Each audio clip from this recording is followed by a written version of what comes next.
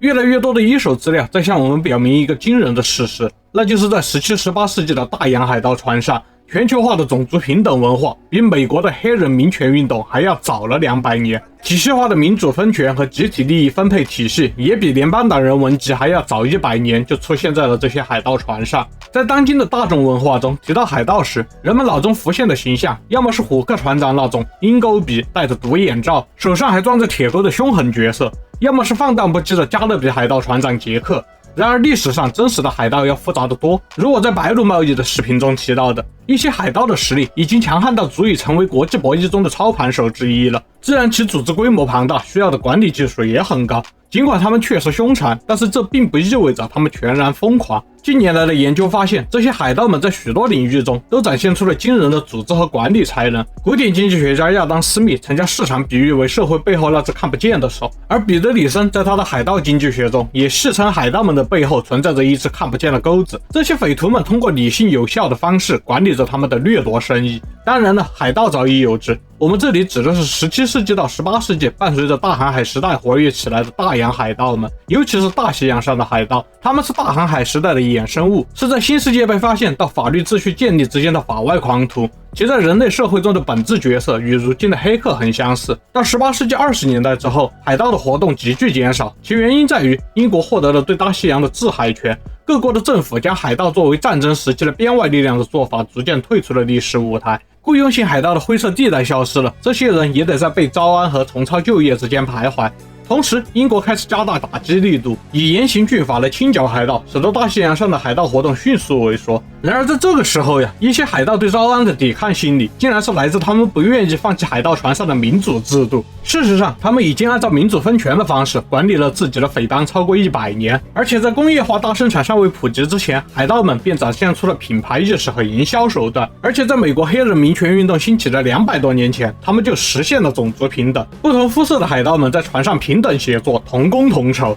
以种族平等为例，海盗经济学中引用了历史学家肯尼斯金科的研究数据，其中统计了1682年到1726年活跃的23个大型海盗团伙的种族构成。结果是，所有的团伙中没有一个是纯白人的团体，甚至在这23个团伙中，有7个团伙中的非洲裔成员超过了一半，最少的一个团伙黑人比例也有 13%， 最高的一个甚至有 96% 的黑人成员。要不是船长是白人的话，他们可真的就是在白人搞黑奴贸易的时代从事白奴贸易的黑人侠客了。按照以往的固有印象的话，这个时候观众可能有疑问，在这些海盗船上工作的黑人到底有多少是奴隶，又有多少享有自由身份呢？是的，这个问题很关键，我并没有找到确切的统计能看出他们的身份，这是一个足以影响你对接下来的内容理解的信息，还请记住。根据当事人的记载以及后续的海盗审判的法庭记录来看，不少的黑人在海盗船上是具有一定地位的，他们可以佩戴武器，也有不少被提升到了管理层，显然他们受到了信任。是的，如果只是从一艘船上的奴隶变成了另一艘船上的奴隶，我也很难如此尽心的工作。在审判档案中，我们发现有些黑人船员因为其奴隶的身份而被认为是被迫行恶，因此判了无罪，也有些会被视为是与白人海盗平等的正式成员而被判处了死刑。根据当时英国的法律，法庭对于黑人海盗的同罪同罚，前提就是要他们与白人海盗同工同酬。那么为什么海盗船上会出现领先于时代的种族平等现象呢？难道这些海盗们看到黑奴时也会生出同是天涯沦落人的感慨，然后激发出类似解放全世界受压迫者的情怀吗？海盗经济学中认为，这一现象从海盗们的经济动机，也就是追求利益的最大化与风险的最小化的角度可以分析。海盗们处理种族问题时，实际上是以企业经营者的思维在做决策，其实是因为海盗船上的收益分散、成本集中的管理现实，而发展出了海盗中的种族平等。如果收益是集中的，那么当时人们就会倾向于把黑人当作奴隶来使用。比如在种植园中，每个奴隶的劳动收益都归种植园主所有。假如每增加一个奴隶，每年能够增加1000元的收入，那么这1000元完全是由主人独享，这个收入增加的体感很强烈。然而在海盗船上的情况并不是如此，如果海盗船上有 N 个船员，现在多一个奴隶，奴隶每年创造1000元的收入，根据海盗们的赃物平分原则，每个海盗只能分到1000除以 N， 因而从收益的角度看，增加黑人奴隶的利益动机并不强。那么问题来了，如果海盗们觉得奴役黑人不划算，那么为什么不干脆当奴隶贩子呢？抓到黑人把他们卖掉，然后平分利益，不是更简单吗？但事实上，海盗们大多数没有这么做，因为奴隶并不是不会说话的物品，他们有可能泄露海盗船的行踪和身份，从而威胁到整个团伙的安全，这显然不符合海盗们的利益最大化的原则。再说到成本，种植园主们拥有了一定数量的奴隶之后，成本是边际递减的。他已经有了100个奴隶，再增加一个，仅需要在宿舍大通铺里多加一张床，在做大锅饭时多添一个碗，而不需要单独再修一个宿舍或者是开一口锅。这种新增加的成本很容易被分摊到现有奴隶的劳动收益中被吸收掉。种植园主需要担心的是天气、收成和市场波动，而不是奴隶本身的管理成本。然而对于海盗们来说，奴役黑人的成本是高度集中的，而且必须由每个海盗平均承担。这里的成本更多指的是风险，你奴役的黑人，他当然大概率不会对你产生任何的忠诚感。虽然我们不排除有些奴隶会傻到真以为主人的财产会和自己共享，但这显然不是要做决策时主要考虑的。大部分的黑人奴隶船员都不会忠诚，那就有可能逃跑，有可能破坏船只，甚至在战斗中故意消极怠工，就会导致整船海盗的性命处于危险之中。对于每个海盗来说，性命都只有一条。这个巨大的风险是每个人都必须共同承担的。即使某个海盗他并没有参与奴役，但是只要船上有黑人逃跑并且泄露了他们的行踪，然后大家一起被皇家海军逮捕，法庭上可不会因为某个人没有参与奴役黑人就从轻判决。大家的主要犯罪都是海盗，这一个罪名就足以上绞刑架的。因此，对于种植园主来说，奴隶代表着收益集中、成本分散；而对于海盗们而言，奴隶意味着收益分散、成本集中，使得拥有奴隶成为了一种不划算的选择。这种情况不仅限于黑人奴隶，对其他的族裔和肤色的奴隶也是一样的。是的，在船长眼里，你是奴隶还是合伙人，很重要的影响因素是船长和船上的其他高层是否会因为你的利益受损而背负真实的个人风险。历史上确实有过不少的案例，当被迫服役的奴隶和强征的船员在海盗船上比例过高时，他们常常会趁着交战时发动叛乱，导致海盗们损失巨大。假如海盗不得不分出人手专门去看守这些奴隶，那就势必会削弱海盗团伙的战斗力，在关键时刻甚至可能决定整场战斗的成败。因此海盗们通常都更愿意让黑人自愿加入，将他们视为平等的伙伴，给他们投票权，承诺同工同酬，从而确保他们积极地投入到海盗团伙的事业中。当然，这并不意味着海盗们总是按照成本与收益的考量去决定黑人的身份。这种待遇的提升的前提是这位船员的工作有一定的必要自由。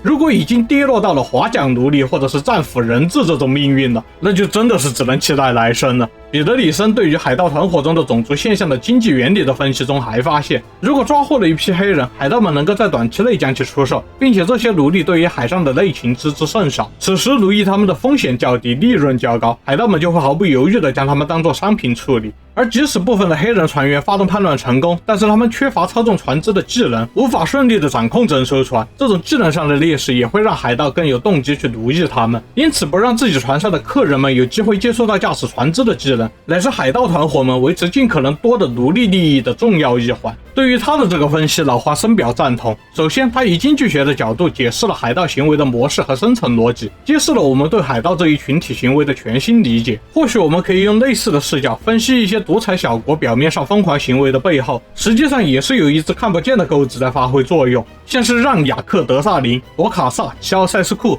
他们同样也都是经济理性人，他们的每个看似荒诞的决策都包含了精密的计算。疯狂可能只是他们在特定角色和环境下的一种理性选择，但是此书作者的论证，以我的标准来看，仍然有明显的以论代史的倾向。他对于海盗种族平等现象的解读，虽然逻辑严密，也有足够的历史证据，但是以我看来，并没有提出足够的直接证据来证明海盗们对待黑人船员时确实是经过了一番成本和收益的分析过程，并且最终放弃了奴役他们的做法。作者缺乏比如海盗成员的回忆录呀，或者是法庭证词呀这类的，能够显示他们在决定黑人命运时的真实心路历程的材料，这是在我眼里此书的遗憾之处。作为一本历史分析著作，这样的证据缺乏让论点显得有些单薄，但好在对于一个历史类的有关主而言，他已经提供了远超行业平均水准的论点和论据来支持我的一期影片了。当然，书中的论点在我的眼里也还是稍微包含了偏见的，那就是认为一些重要的制度创新或者是观念演变可以单纯的由经济规律来引发，而不需要依赖人文精神或者是正义等更高层次的概念。作者认为，海盗仅凭追求最大化抢劫利润和管理团伙秩序的需求，就能发展出类似于民主分权的制度。这样一来，海盗就在无意中创造出了一套与英国哲学家洛克的政治理论异曲同工的管理方式，却不必像洛克那样还得写政府论来阐述政府权力的来源、存在的目的以及父权、君权和上帝的关系等等复杂的命题。此处我与作者的观点存在巨大的分歧。诚然，近现代的政治制度诞生的契机和这些海盗们运用这些组织架构的必要性有类似之处，但是这不足以说明充分性，因为民主分权和按贡献分配的这些实践，我们不仅可以在海盗团伙中看到，也可以在5000年前的某个狩猎部落中找到类似的例子。但是我们很难因此就说这个狩猎部落的理念领先了詹姆斯·麦迪逊5000年，对吧？麦迪逊、汉密尔顿和杰伊这些美国的开国元勋们，论法的精神、南特赤利、废奴法案，这些法国优秀的体制化解放实践们，他们的伟大之处不仅仅是提出了民主分权边界的管理方式，